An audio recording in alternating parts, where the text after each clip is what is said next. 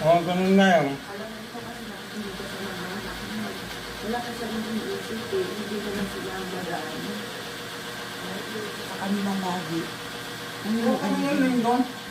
Yung iba nga nagpapansit eh. Kaya nga lang. Hindi, inalo mo naman kasi yun sa labas eh, nasaan dito yung sa loob.